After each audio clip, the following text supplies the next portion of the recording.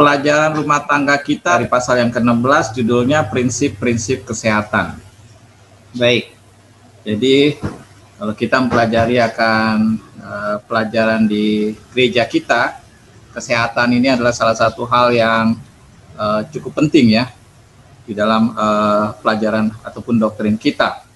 Baik, dikatakan pelajaran ini kalau kita kembali kepada saat penciptaan ataupun apa yang kita bisa lihat di dalam ciptaan Tuhan di alam semesta, khususnya di dunia kita ini ya, maka kita akan melihat begitu banyak hal-hal yang ajaib ya, bagaimana sistem itu bekerja ya, bagaimana pohon bisa bertumbuh, bagaimana makhluk-makhluk hidup ya bisa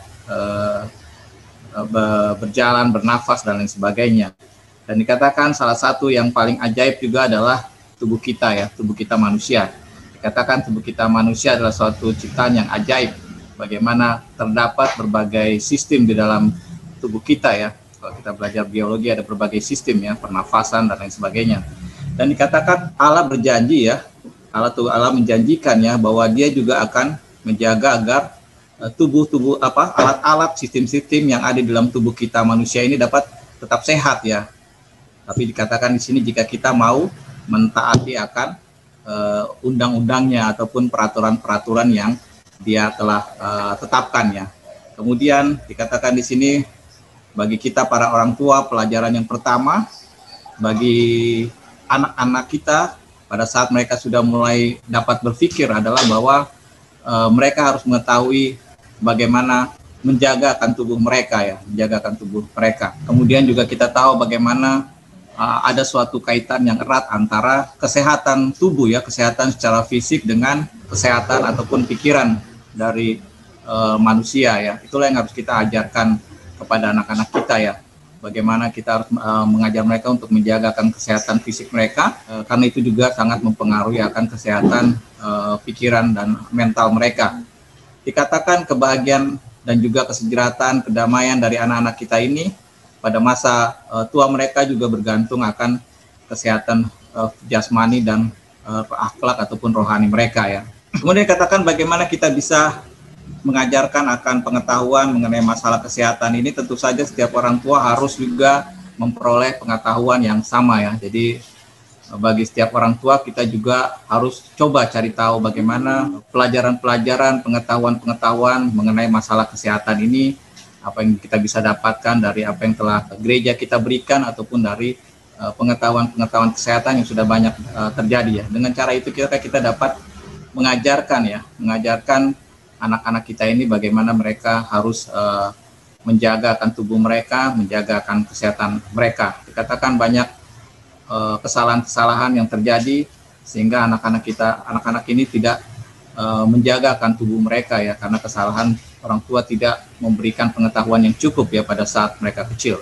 Jadi katakan pada tahun-tahun pertama anak-anak ini kita harus sudah memberikan akan pendidikan jasmani dan juga pendidikan rohani. Kemudian katakan kita harus juga mengajarkan sebab dan akibat ya, bagaimana hal-hal yang bisa terjadi pada tubuh mereka, tubuh anak-anak ini jika mereka melakukan sesuatu ya.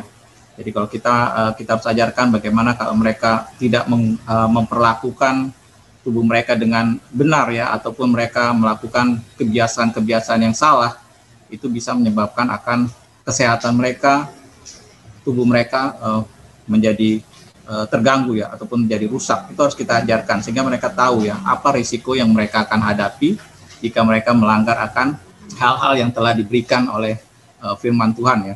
Kemudian dikatakan kehidupan yang sehat juga harus menjadi suatu bagian yang penting di dalam suatu rumah tangga. Setiap orang tua dikatakan kita harus menyadari tanggung jawab kita yang telah diberikan Allah, bagaimana kita harus mendidik akan anak-anak kita. Dikatakan di sini penyangkalan diri adalah suatu hal yang harus dilakukan di dalam rumah tangga Kristen ya. Banyak kejadian di mana pelanggaran anak-anak ataupun orang tua terhadap undang-undang ataupun aturan-aturan kesehatan yang telah Allah berikan itu telah tidak saja menghancurkan akan tubuh jasmani mereka, tetapi juga kemampuan mereka, pikiran mereka untuk mengendalikan diri mereka ya. Dan itu membuat mereka tidak layak ya untuk menghargai akan perkara-perkara rohani. Jadi ada suatu, seperti disebutkan tadi, ada suatu hubungan yang erat antara jasmani dan rohani. Manusia ini tidak dapat menjaga akan jasmani mereka, itu membuat pikiran mereka juga menjadi tidak layak ataupun rusak sehingga tidak menghargai akan perkara-perkara yang baik, dan tentu saja itu menjauhkan mereka atau membawa mereka jauh dari rencana hidup kekal yang menjadi harapan dari setiap orang Kristen. Kemudian diberikan di sini juga dikatakan bagaimana kita harus memberikan latihan jasmani ya kepada anak-anak kita ya. Saat ini memang mungkin agak kurang beruntung ya anak-anak kita ini dibanding pada saat dulu ya, di mana kegiatan jasmani mungkin lebih banyak ya di masa-masa yang anak-anak pada masa lalu ya, di mana kita dapat bermain menggunakan fisik kita ya bersama teman-teman kita. Kalau saat ini memang agak sulit ya, tidak saja dengan kondisi tempat yang semakin sempit, juga keadaan dari lingkungan ya yang cukup beresiko ya. Tetapi dikatakan itu tidak boleh menjadi halangan bagi kita ya. Jangan biarkan anak-anak tidak menggunakan ataupun banyak berdiam diri ya. Kita harus melatih mereka untuk menggunakan fisik mereka ya. Mereka bisa bermain di dalam sekolah mereka ya. Pada saat mereka taman kanak-kanak, banyak permainan fisik. Demikian juga di sekolah mereka ada kegiatan-kegiatan olahraga. Kita harus mengajarkan mereka untuk menggunakan akan fisik mereka ya. Jadi tidak hanya berdiam diri. Dikatakan di sini dalam keadaan yang baik, seorang anak dengan sendirinya memperoleh kekuatan yang menyehatkan dan satu perkembangan yang baik dari alat-alat tubuh mereka ya. Jadi kalau kita anak-anak ini diajarkan untuk menggunakan tubuh mereka ya untuk berkegiatan secara jasmani, maka itu sangat baik bagi perkembangan dari tubuh mereka. Baik, kemudian dikatakan kita juga harus mengajarkan bagaimana anak-anak ini harus menurut kepada ya, hukum alam yang telah mendatangkan kesehatan dan kebahagiaan. Anak-anak kita harus diajar agar dapat memahami organ-organ tubuh mereka sendiri.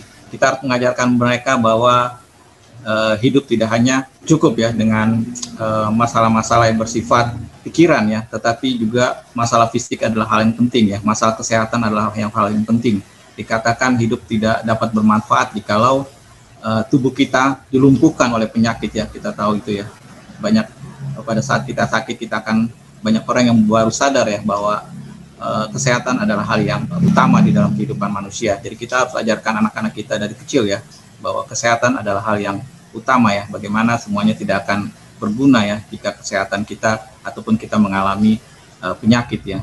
Kemudian dikatakan juga bahwa anak ini tidak akan dapat menyenangkan Allah jikalau mereka mendatangkan penyakit atas diri mereka sendiri dengan jalan melanggar hukum-hukum alam.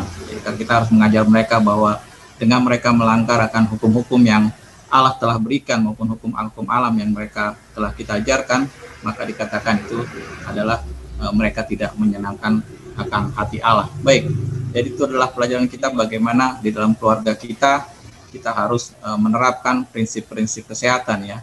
Kita harus ajarkan anak-anak kita sedari dini bagaimana mereka harus menjaga akan kesehatan tubuh mereka, di mana ada suatu kesatuan yang erat ya antara kesehatan fisik, jasmani dan juga rohani mereka. Amin.